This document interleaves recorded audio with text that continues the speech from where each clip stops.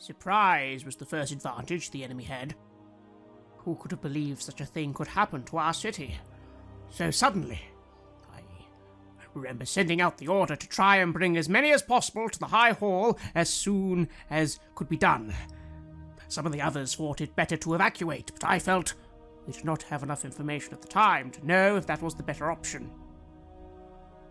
I believe I was proven right in the end. When the first attacks came, all on the outskirts of the city were lost. If not for our protections and our bravery, we may have been lost that day. However, thanks to the Hell Riders, we managed to hold them back. Each attack, we lose more ground and more lives. Well, the demons are a mixed blessing, for they harry the devils as much as they harry us. We can't hold on forever without help. Can this small little rescue group blame me for being dismayed? What can such a small group do to actually help us? We needed an army. Oh, at least dear little Rhea is still alive. I feared her lost. Well, let's see what the Grand Duke has to say about all this. Loath as I was at first to take orders from an outsider, these people have helped more than they've hindered, I must admit.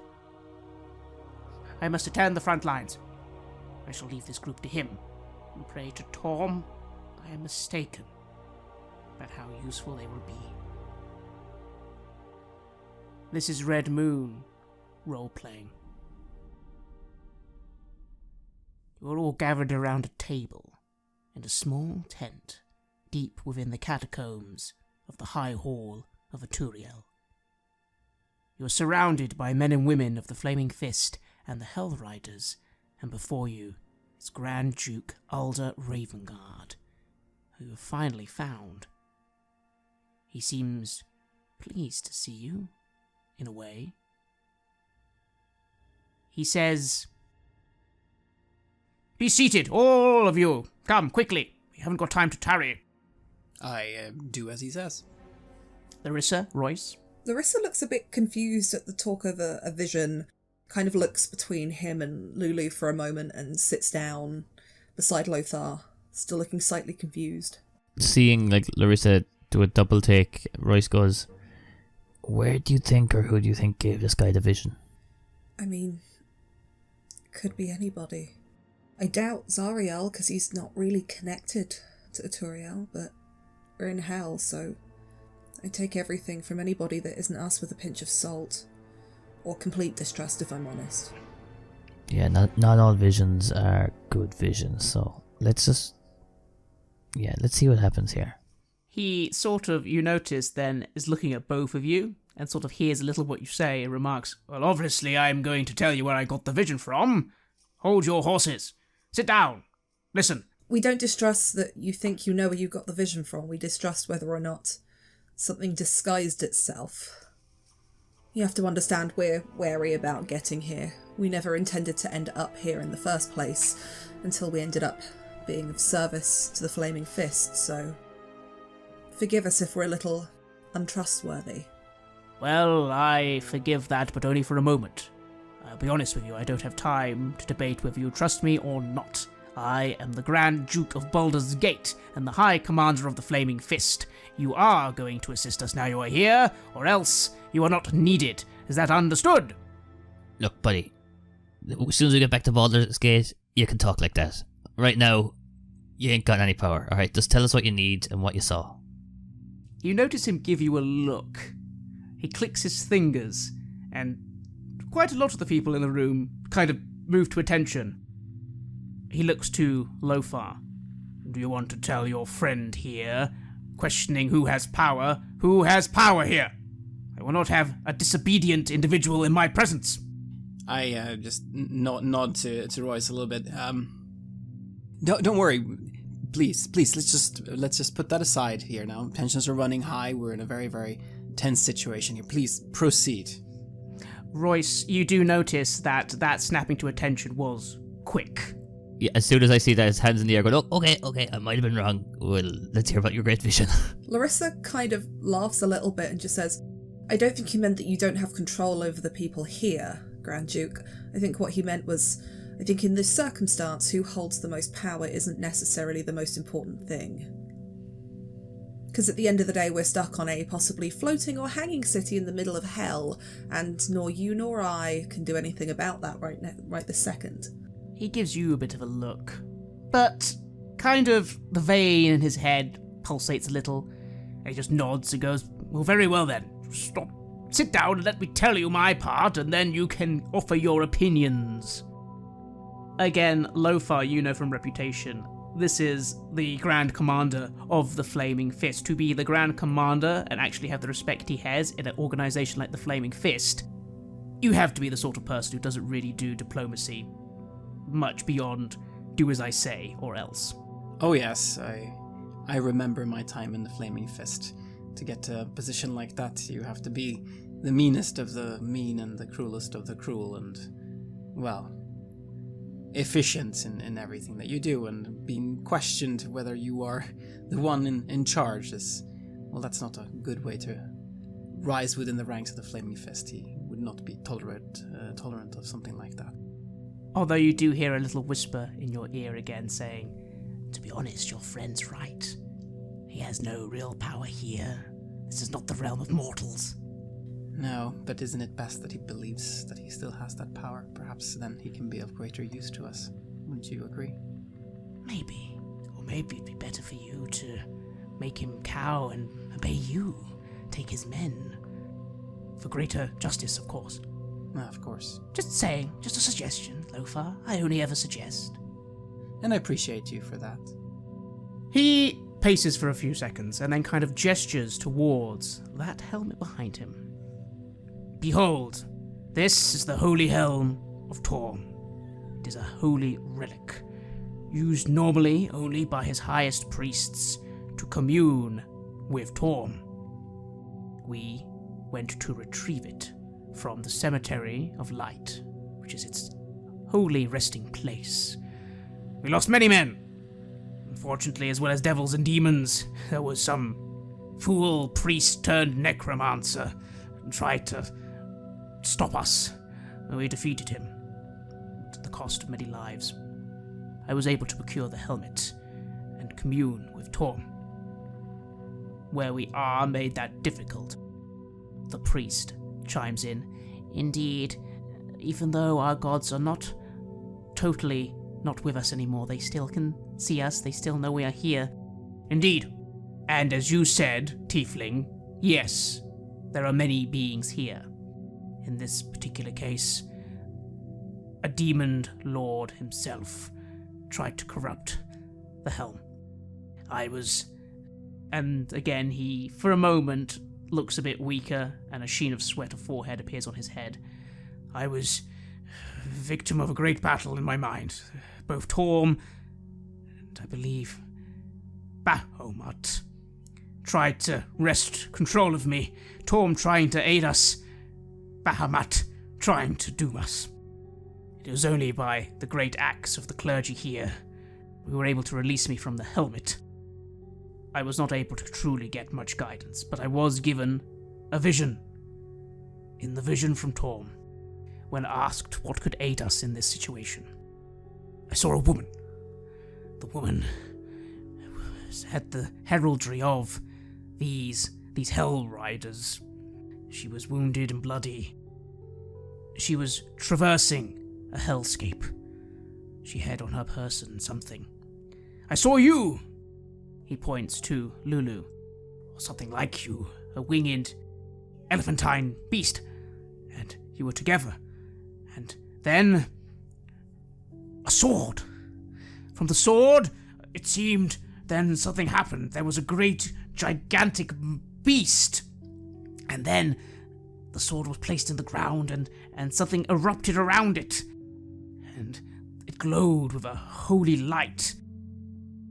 And that is the vision. But perhaps your companion here can tell us more. What does anyone say? I think, as he's saying, your companion turned to Lulu and... Lulu, does any of this sound like... I know your memory's not great, but does it sound like something that might have happened to you before? Lulu starts to flutter about, looking a little agitated for once. It's like she's saying, "Oh, well, wait, a sword? A sword? What did the sword look like?" "Well, it glowed with a light and had heraldry of almost like feathered wings." Yes, Larissa, that's Zariel's sword! That's what it is! It's Zariel's sword! Okay, what do you remember about it? What's its significance? Well, it's her sword. It's a symbol of her holy radiance and goodness, and it was important to be kept safe, because otherwise it wouldn't be safe. So we, and she sounds doubtful again. We took it, and we made it safe. That's what we did. The sword is safe.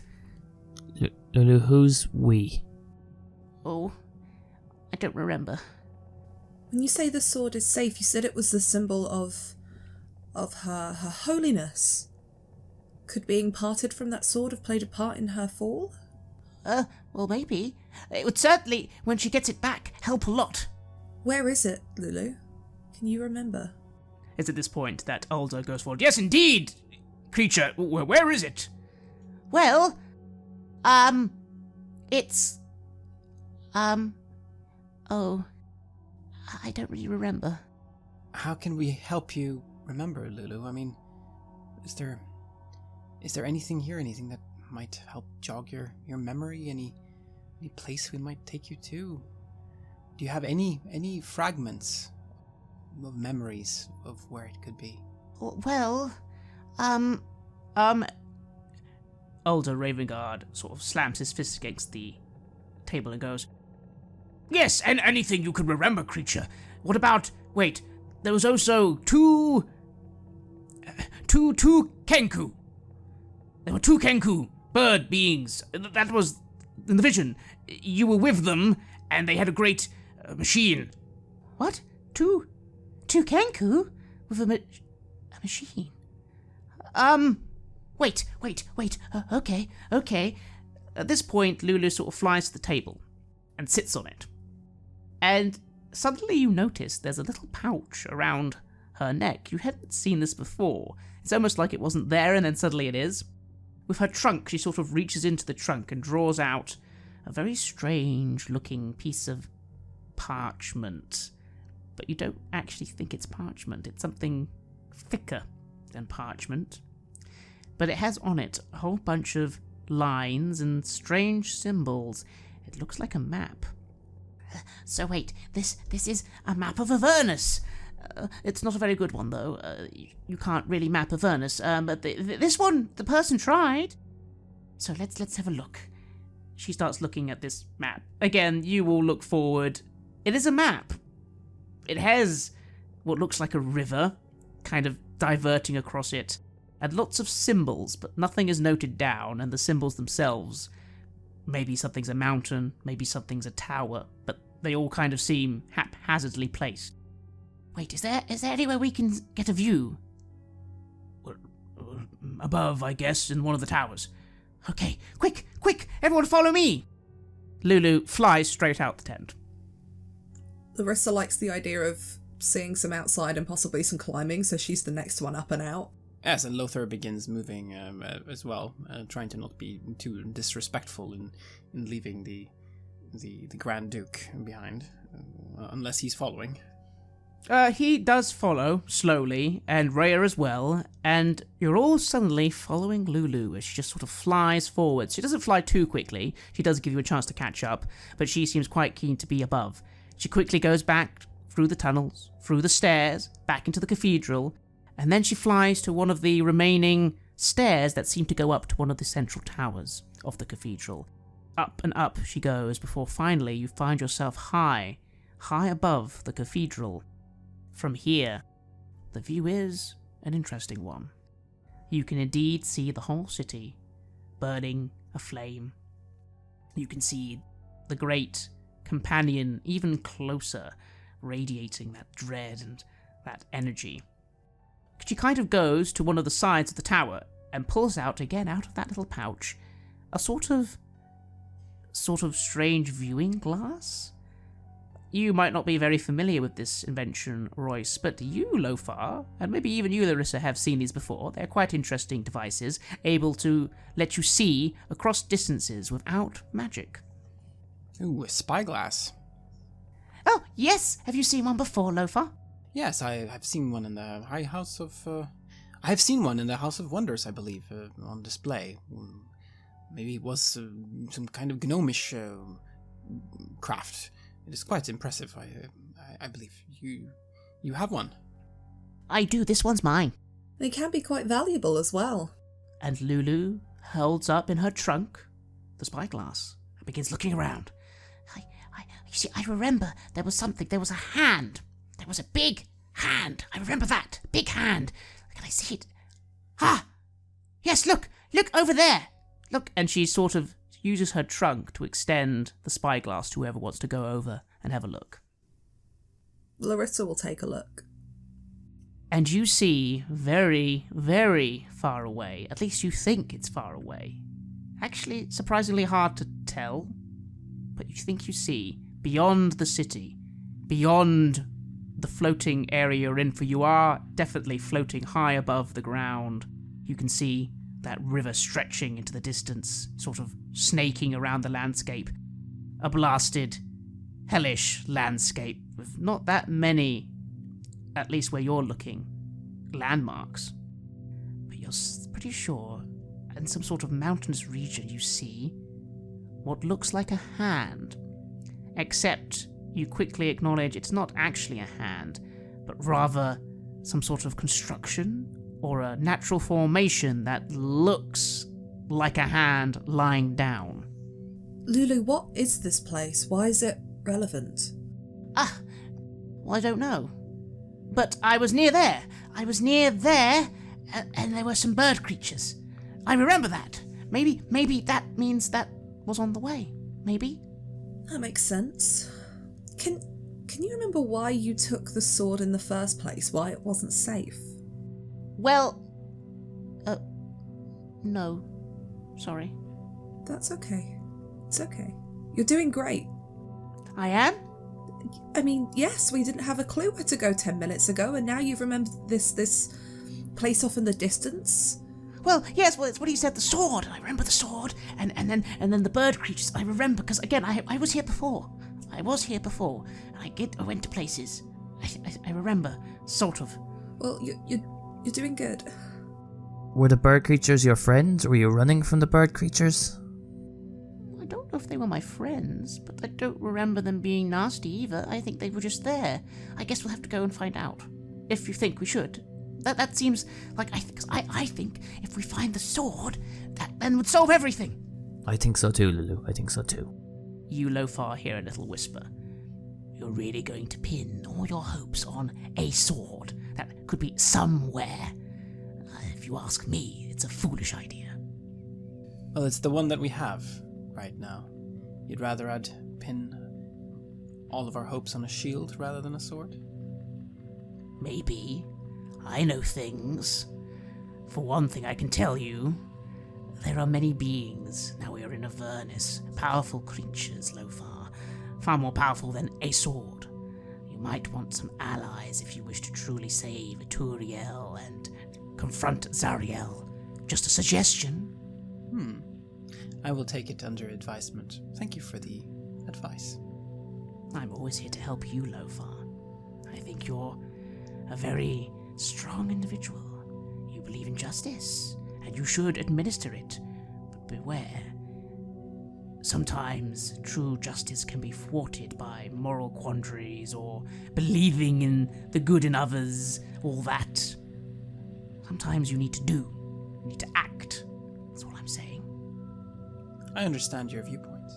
Lulu looks to you all, and at this point, Grand Duke Alder Ravengard has emerged on the tower. Well, what do you have? Do you think you know where the sword is? No, but we think we know where to start. I see. And the sword creature, what is it? It's a weapon, is it? We can use it against Zariel. Well, no, not use against. Give to. It would make her remember, and then, well, she could stop all this. 'Cause she's the ruler, right? And Nolda goes, Indeed. We are not foolish. All the devils chant her name, and her symbols are everywhere. She is the leader of this host, and according to the priest, in the devilish hierarchy, she must be the ruler of this whole plane. That is how the devilish hierarchy works. An archdevil rules over each plane of the 9 hells. At least that's what I've been told. Not my specialty, really. She is important, and we must make her remember who she used to be, what she used to be. She used to be good. That's the only way that we can get out of here. Still, and he leans into you, Lofar. You're a man of the Flaming Fist, or once were. Make sure you keep other avenues open. I'm not saying I don't believe the sword will help. I was told it would. But what you're saying is a bit... You're going to risk the entire city just on whether you can make an archdevil good again. Keep other avenues open. Weapons, allies, armies, anything that can help us. I nod. Yes.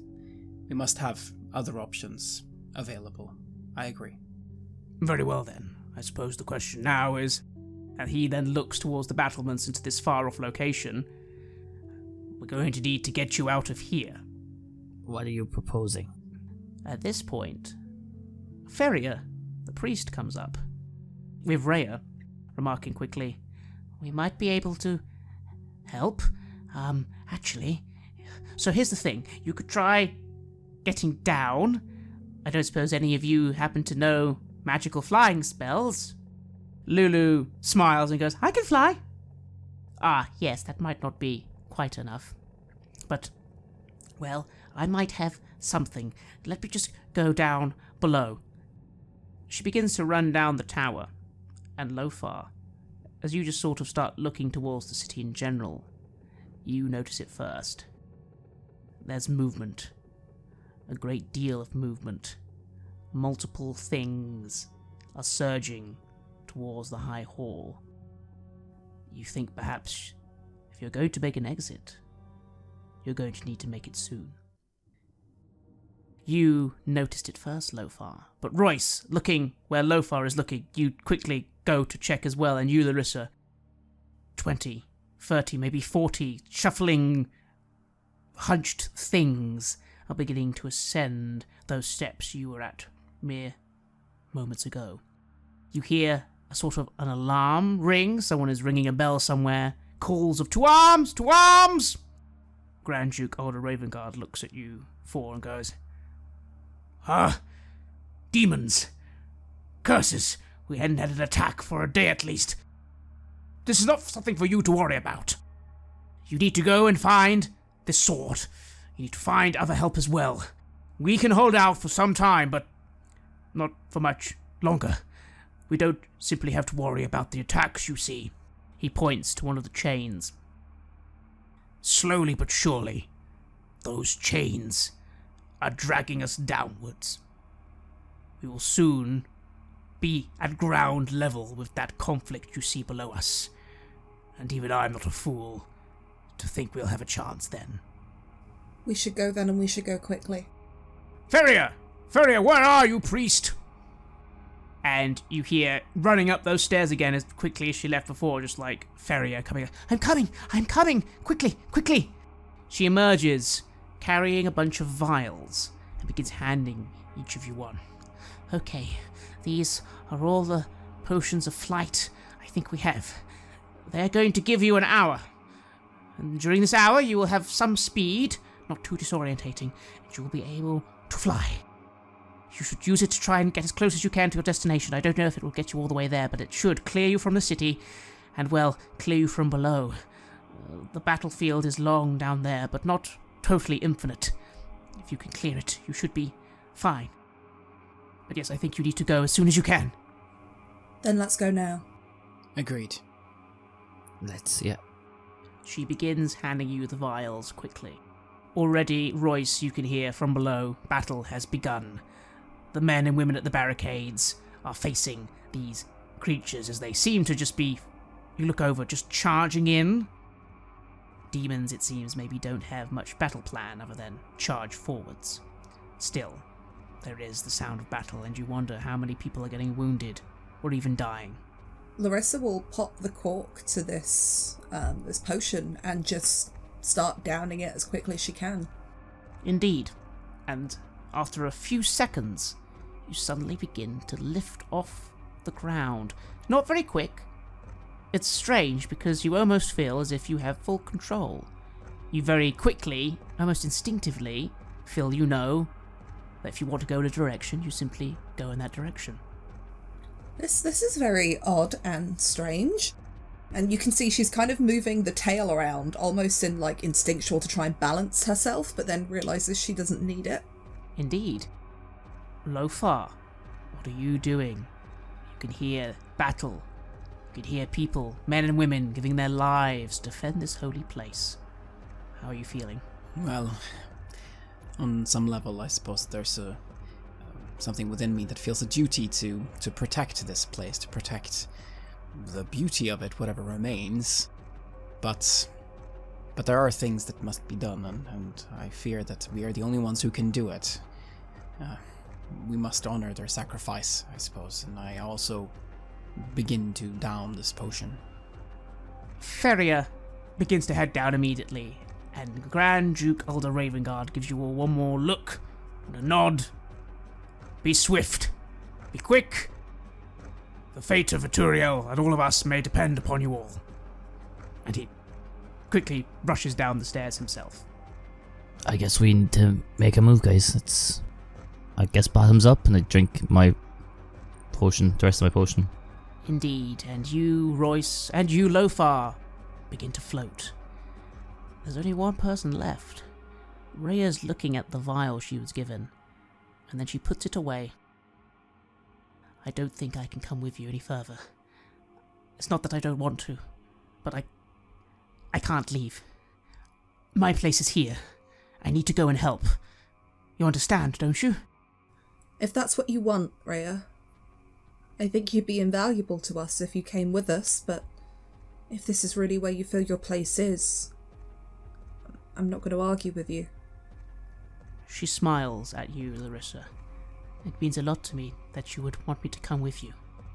I feel I could be useful, but one thing bothers me. As you said, we've all been sold. Is it possible I could draw undue attention to you, or be, I don't know, given a moment of weakness? To be honest as well, I don't know much of going and looking for swords, but I do know how to defend the High Hall. I feel my place is with my brothers and sisters here. I have sworn an oath, and I need to fulfill it now. But I thank you for getting me here. I didn't even think it would be possible. Well, give him hell. Oh, I will. And this isn't farewell. You're going to be coming back, after all. Well, I hope so. You know, that we need the to hell and back to complete the saying, because otherwise it's just a bad joke. And she smiles, and then looks distracted again down below. I need to go. May Torm watch over you all. Good luck. And she runs down the stairs. Good luck, I say after her. Lothar, Royce, I think we should go. This potion only lasts an hour. Yes, we must hurry. I'd rather not drop out of the sky. Yeah. Lulu nods, and, not requiring a potion herself, begins to dart off towards this location. Do you all follow? Yeah? Certainly. Yeah. And at the very thought of following, you follow. Again, it's strange and instinctual that you just simply know that if you want to be somewhere, you just think that you're there, and you are there. It is not, of course, teleportation. You are still moving, and your speed is quick, but not disorientatingly fast. Still, you are now away from the High Hall. You begin to ascend. Again, that great ball of cackling energy above you, and below you, you can see swarms of 40, 50 creatures all assailing the High Hall. You hope they'll be able to hold out, but you have no idea. Still, you are now advancing further, and suddenly you pass the edge of the city. You are all hit by a moment of extreme vertigo, because suddenly you go from being very high to extremely high. You are miles from the actual ground. Below you, much like before when you briefly looked over into the ravine, you now see the full scope of the epic battle below you. The river Styx twisting along infinitely in both directions. On one side, legions of square-looking creatures, at least they seem arranged in squares of some kind, backed up by strange machines and giant creatures. On the other side, swarms of smaller things, but not all small, some just as big, winged beasts, all swarming against one side of the river Styx, while the other side is on the opposite side. The forces are clashing, but you can't really see much difference from one side to the next, really. You also, Larissa, sort of tilt your head to the horizon in the other direction from where you are heading. You, Larissa, also tilt your head to the opposite direction from where you are heading, and see something you didn't see before. On the side of the more organised-looking army, if you can call it that, there are these strange things in the air. They look like swords. At least they are sword-shaped. But they must be gigantic to even be looking quite big from where you are. And they are floating above the ground. They seem to be almost in a straight formation, coming from behind the armies of these beings. You spot it first, Larissa, and you all maybe look and see them too.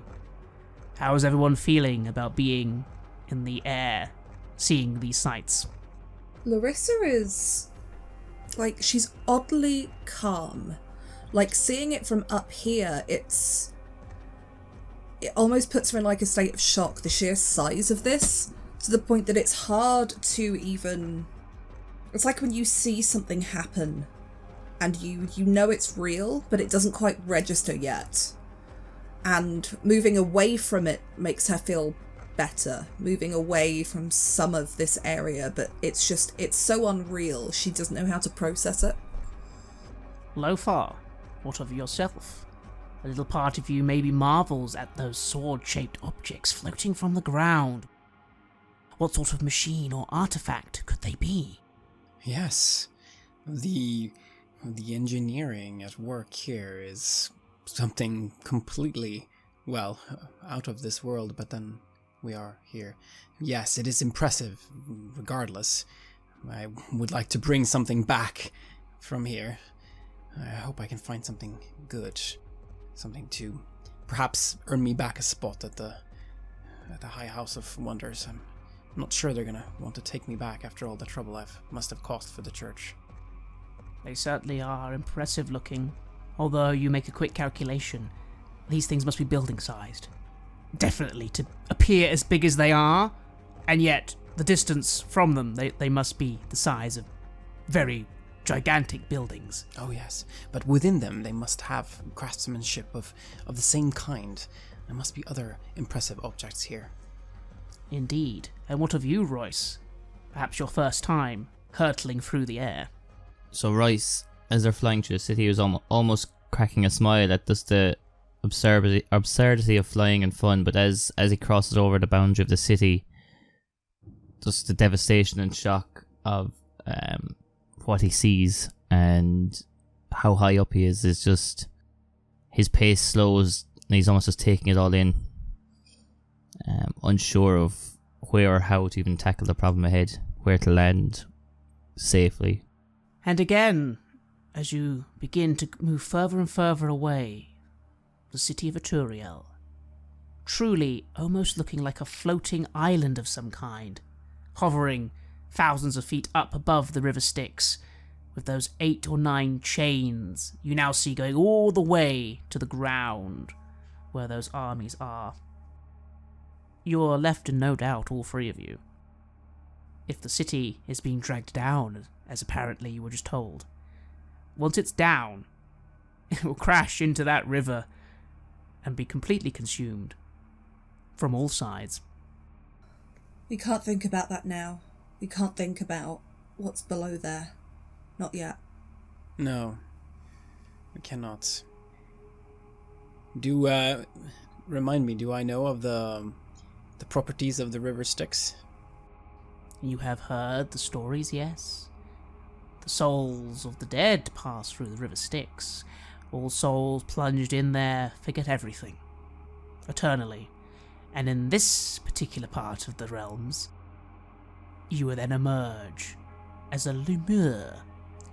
A lemure being the lowest form of devil.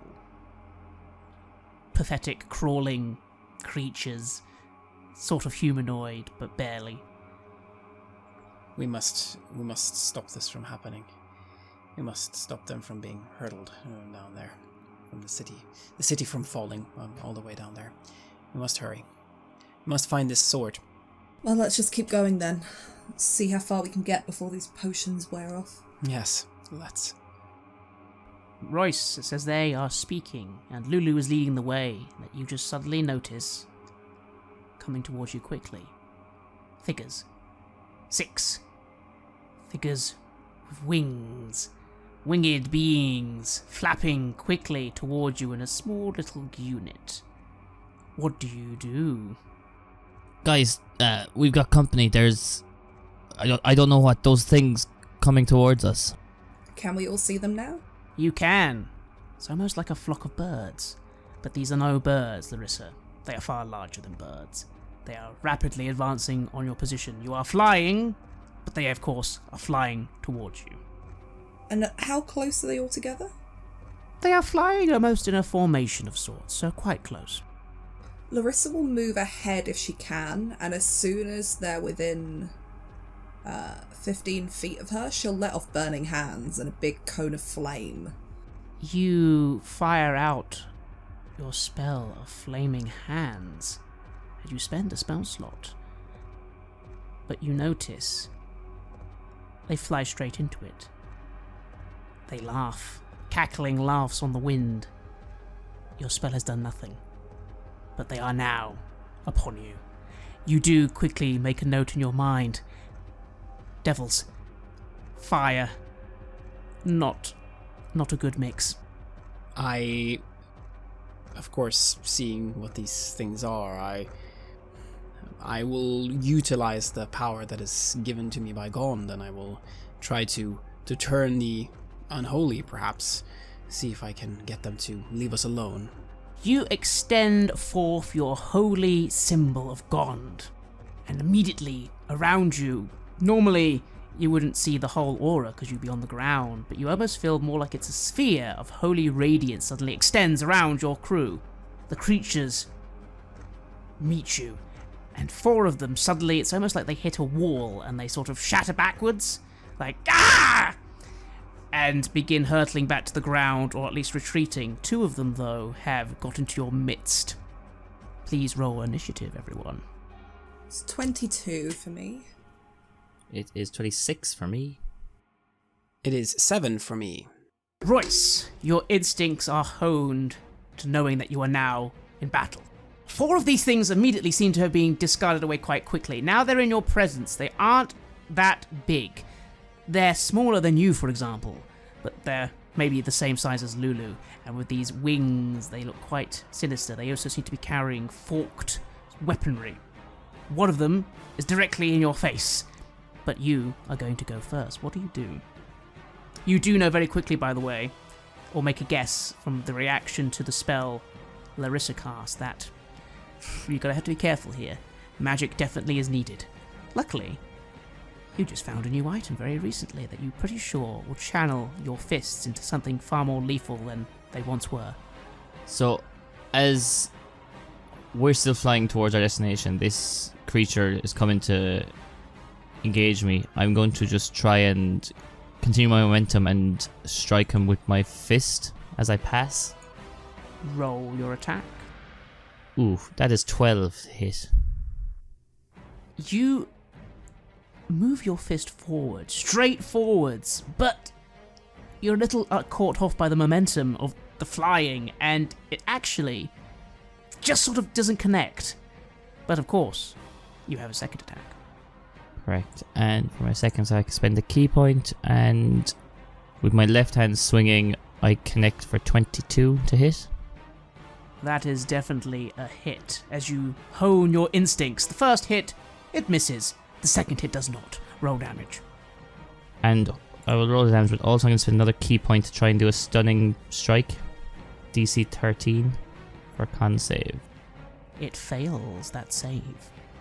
If I deal 8 damage to it. You sense a moment where this creature sort of looks you dead in the eye and sort of smiles at you as a fist comes towards its face.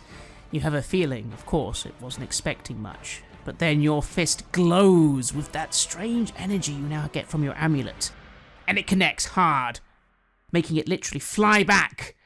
You connect straight into its face and stun it with the power of your stunning blow. It begins to plummet, losing consciousness as it plummets straight down. As I see it drop off into distance, I'm going to fly towards Lulu and just, Lulu, get behind me. I think they're after you, and just kind of try and shield her. So I'm... Excellent, excellent. And Lulu quickly moves behind you like, oh dear, we seem to be getting rid of most of them. Just one more. Larissa, Royce, as always, has successfully, purely with his fists, smacked one of these things straight to, well, it's now plummeting. 4 of them are now far behind you. You've sped away from them, and the aura that Lofar is exuding will keep them at bay. There's only one that seems to have made it in, and it's looking at you. What do?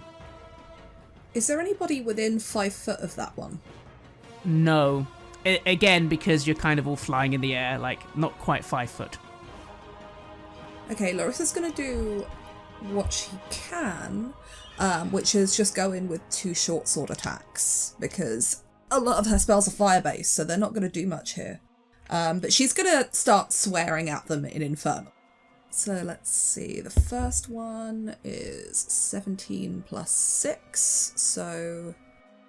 That's a hit, roll damage. That's 6 points of slashing damage. And then the second one is a natural 1.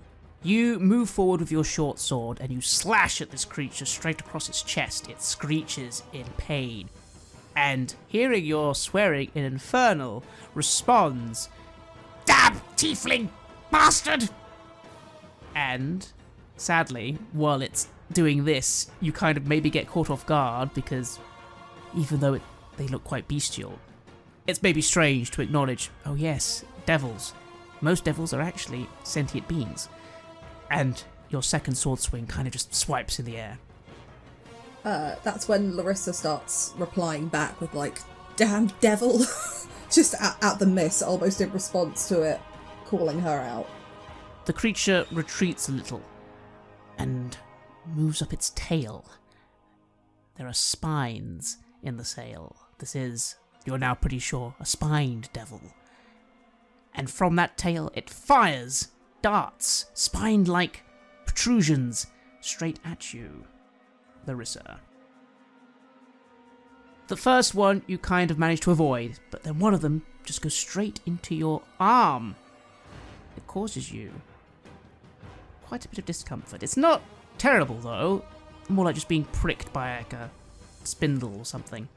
You take 4 physical damage, but only 1 fire damage due to your own fire resistance. You probably see this hit her and like she misses the first one and actually probably ends up kind of almost falling into the second one trying to dodge it, and you just see Larissa grabbing her arm and like gritting her teeth, swearing even louder.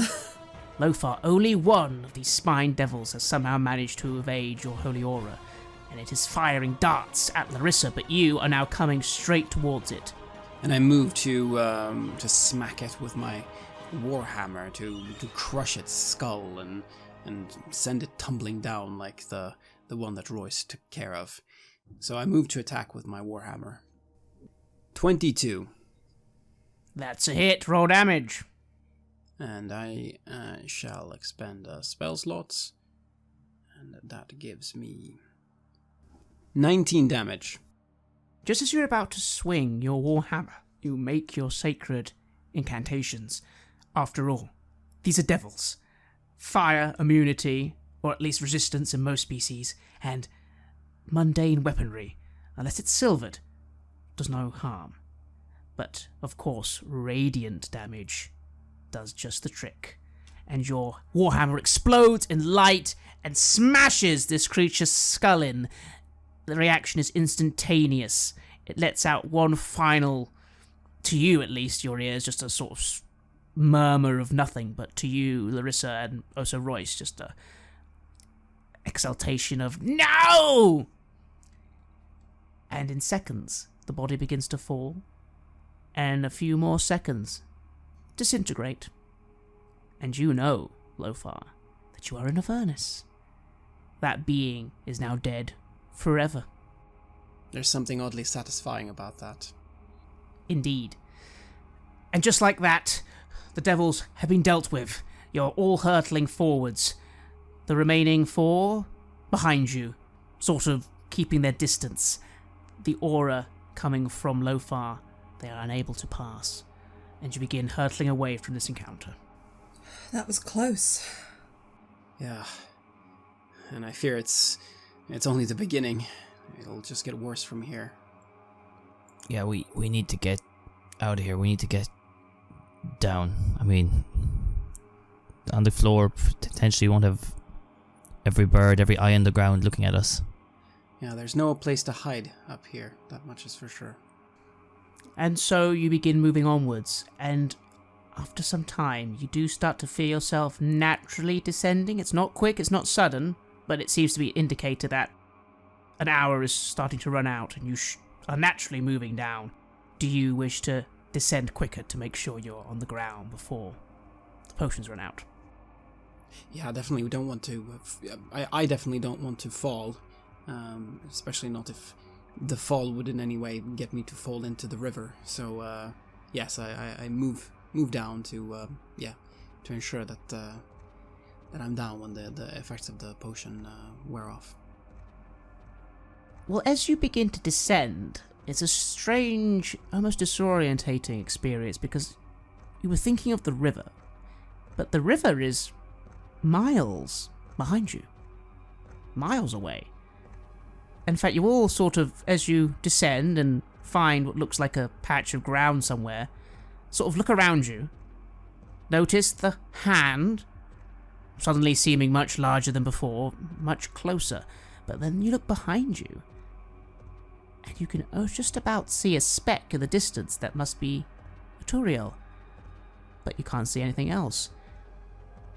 How could it be that far away? It looks days away now. How could we have traveled so far, so quickly? And I look to Lulu. Do you have anything to do with this? Me? Oh no. No, that's Avernus for you. It doesn't really have distance. Not really. Something might be really close or really far away. It helps sometimes if you know where you're going. Oh, I see. Don't worry, by the way. I'm happy that we're here much quicker than I thought we would have been. That's great. That's fantastic. She smiles and begins flying around, and you take in your surroundings. You do indeed seem to be much closer now to this great hand-like construction or something. You also now notice there seems to be a great wall for quite some time around this hand construction. You can't see what's beyond it as you're now on ground level, but it seems to be made of some material. All around you is desolate, barren, red wasteland. The sounds of battle are now gone, but the wind still carries with it a chill sensation, a whisper. The sky, red. No difference in colour. You have no idea if it's night, day, or in between. And all around you see scattered remnants of things. Is that a bone? Metal? Seems very desolate here. But you're on the ground. What do you all do? I guess Larissa's going to look immediately for somewhere we can move to that isn't quite as open. There is none. You start looking all around you and notice you're in a very wide open area. The only real landmark now being this wall and the sort of construction that you can't now see as much of. There are mountains very far behind it.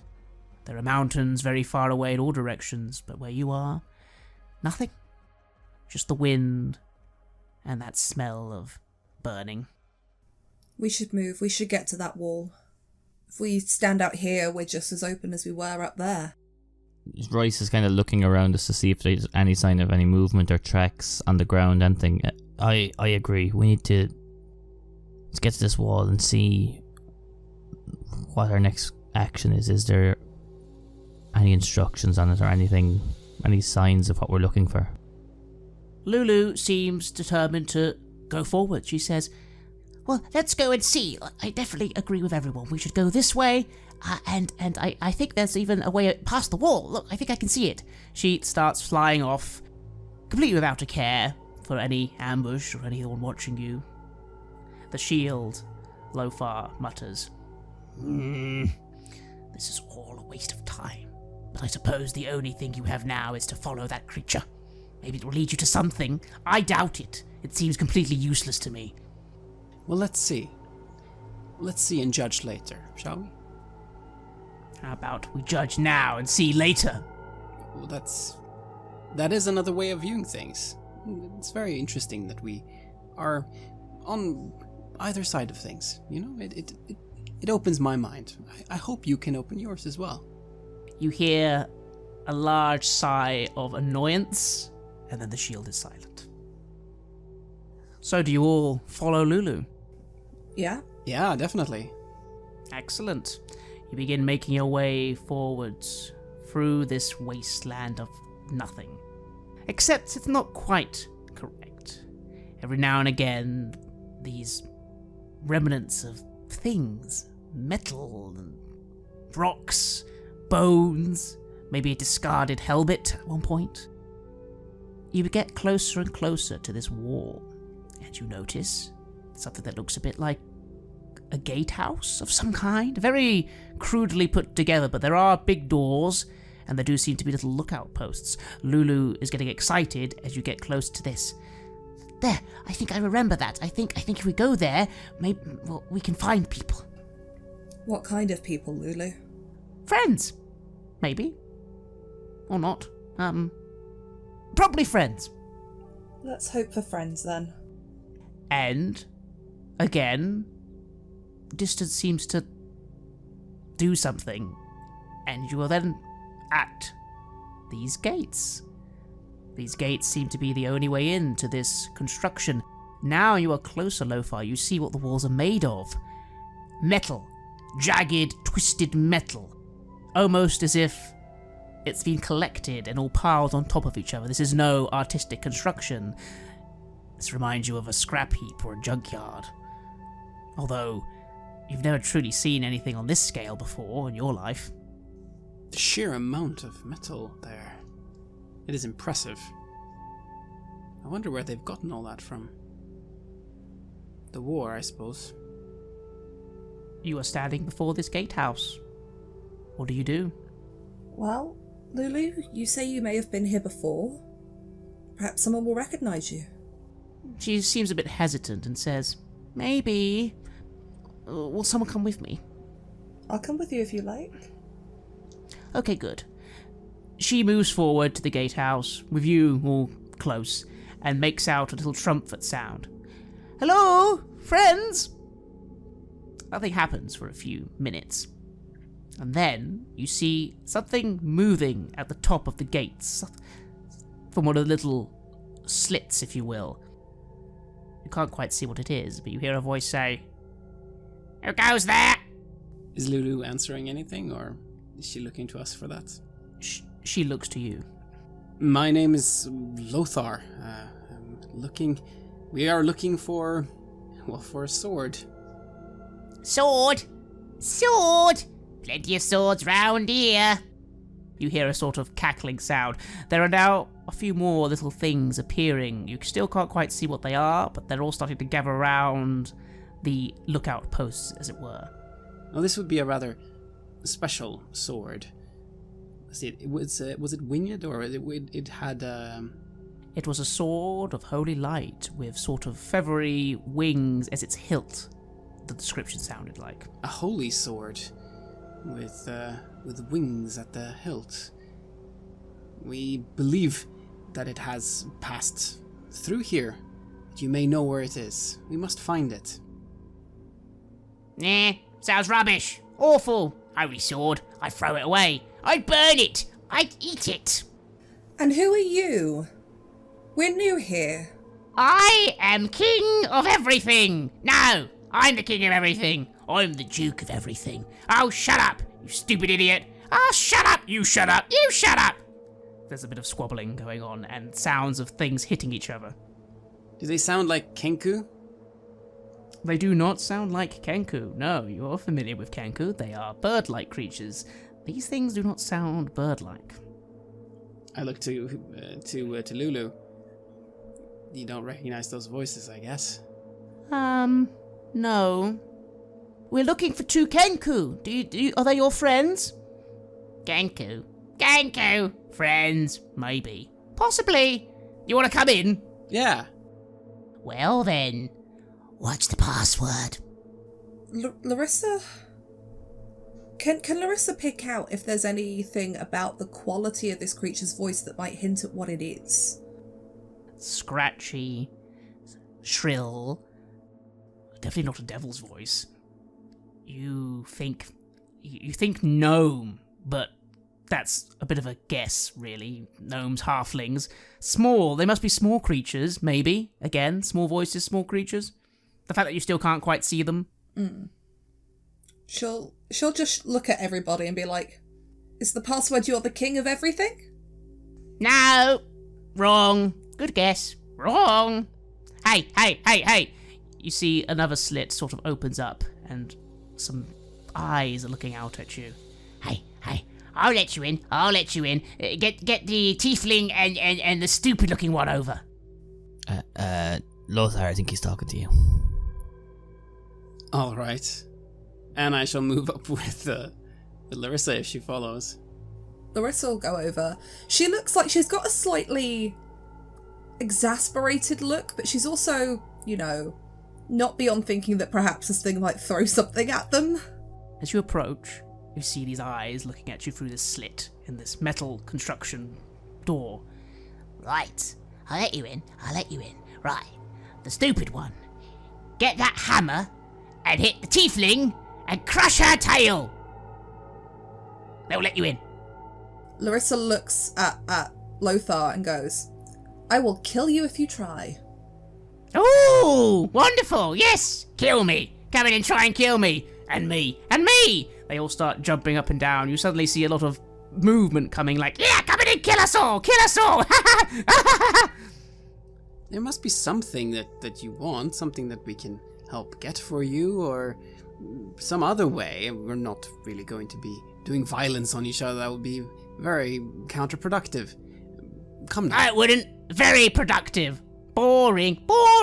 All right, get us a rock. Get us a stone. Get us a coin. A bone. A slug. So one of those things will do then. All of them. None of them. Shut up. You shut up. Do these have, like windows and stuff, are they open already, as in are they just slits, or is there actual coverings for them? There are slits. The one that seems to be the one the closest to you now is this one at the very lower ground, but there are obviously ones in these towers sort of guarding by. I mean, we could just tell our demon master that you won't help us and see what they do when they come back for you guys. How about that? Oh, good! Excellent! Brilliant! Anyone can roll an insight check if they like. 8. I don't think that's going to do anything. And I got +2. I got 19. Lothar? 17. Royce. They really like it when you mention bodily harm, threatening them, fighting, and violence. They kind of don't actually think threats are going to be very useful here. It's almost like they want you to threaten them. Guys, I'm all out of ideas here. These guys... Do you know what? Those gates can't be too hard to open when you're on the other side. I could just climb up and shove them all out the way. They're probably only tiny, right? I guess. I mean, that doesn't sound like they're not... I mean, they sound like they could fight a bit. Sounds like there's a lot They're of fighting them. each other as we speak. Well, they sound they're so busy fighting each other. It doesn't sound like it'd be hard to turn them against each other. You've got a point. Larissa's going to scale the wall just to see what they do. So do you head straight to the doors, or just try and scale the wall around the doors? She'll try and scale it like where she is, because there's a slit up there with this goblin in there. She's going to try and climb up and be like, okay, I'm here now. Now what? You move towards the doors, and you reach out and feel, yeah, you could probably climb. The second you do, you feel both the doors starting to open very slowly with a loud crunk, crunk, grrr kind of sound, and you kind of have to hold on to the door because you suddenly feel like you could fall off straight away. Do you try and leap down from the doors, or stay on? No, she'll stay on. And so you hang on to the doors as they slowly open inwards, revealing the interior of this location.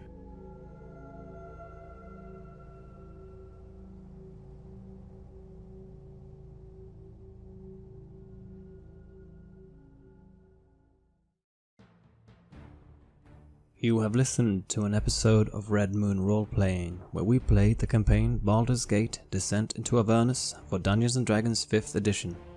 We were joined by Virginia Page, who is Tabletop Horde on Twitter, and Owen Fáilbhe from the How We Roll podcast. We would like to extend our thanks to our friends at Wizards of the Coast for all their support in getting us the material early and for helping more people discover our show. The music you heard was made by Halgrath, Aegis Sonus, Atrium Carceri and Herbst9 and was used with permission from their label Cryo Chamber. Check out their website at cryochamber.bandcamp.com or their YouTube channel for some moody dark ambient. We also used the soundtrack to Baldur's Gate 1 and 2 by Michael Honig and to Planescape Torment by Mark Morgan, and permission for this was given by the awesome people at Beamdog. Check out the enhanced editions of those classic games for some of the best D&D adventures ever created. We would like to give a massive thanks to our champions of the Red Moon, Martin Heuschober, Nastasia, Raulerson, and David for their generous support. And we would of course also like to thank all of our other patrons. Without your support, the show would not be possible. If you want to support our work, please check us out on Patreon. You can get access to bonus campaigns for Cult Divinity Lost and Coriolis there, as well as get early and raw access to all of our recordings. You can also hear your name read on the show as a champion of the Red Moon, and we are proud to say that we have had some excellent exclusive play sessions with our absolute top supporters. All of your lovely support is what keeps the show going, so please do check us out. Thank you again for listening, and see you soon again.